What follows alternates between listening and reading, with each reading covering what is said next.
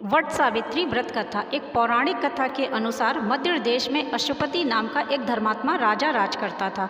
राजा के कोई संतान नहीं थी। संतान प्राप्ति के लिए राजा ने यज्ञ करवाया, जिसके शुभ फल से कुछ समय पश्चात राजा को संतान के रूप में एक कन्या की प्राप्ति हुई।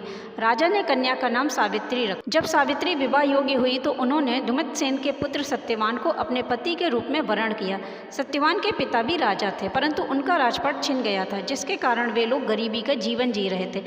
सत्यवान के माता पिता की आंखों की रोशनी भी चली गई थी। सत्यवान जंगल से लकड़ी काट कर लाते और उन्हें बेचकर जैसे तैसे अपना गुजारा करते। जब सावित्री और सत्यवान के विवाह की बात चली, तब नारद मुनि ने सावित्री के पिता राजा अश्वपति को बताया कि सत्यवान अल्पायु है और विवाह के 1 वर्ष पश्चात वह मर जाएगा। राजा अश्वपति ने सावित्री को समझाने का बहुत प्रयास किया, परंतु सावित्री अपने निर्णय पर अडिग रही। अंततः सावित्री और सत्यवान का विवाह हो गया। विवाह पश्चात सावित्री सास ससुर और पति की सेवा में लग गई। विवाह के 1 वर्ष बाद वह समय आ गया जो नारद मुनि ने बताया था। उस दिन सावित्री भी सत्यवान के साथ वन में गई। सत्यवान एक पेड़ पर चढ़कर लकड़ी काट रहा था कि तभी उसके सिर में असहनीय पीड़ा हुई और वह सावित्री की गोद में सिर रखकर लेट गया। कुछ समय पश्चात वहाँ यमराज आए और सत्यवान की आत्मा को लेकर दक्षिण दिशा की ओर जाने लगे।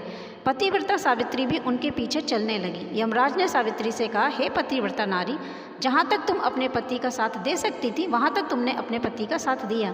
अब तुम घर लौट जाओ। इस पर सावित्री ने कहा कि जहाँ तक मेरे पति जाएंगे वहाँ तक मुझे भी जाना चाहिए। यही सनातन सत्य है। यमराज सावित्री की वाणी सुनकर प्रसन्न हुए और उनसे 3 वर मांगने को कहा। तब सावित्री ने कहा, मेरे सास ससुर अंधे हैं, उन्हें नेत्र ज्योति दें। यमराज ने कहा, तथास्तु। इसके बाद सावित्री ने कहा, मेरे ससुर का खोया हुआ राज्य उन्हें वापस मिल जाए। यमराज ने कहा, तथास्तु।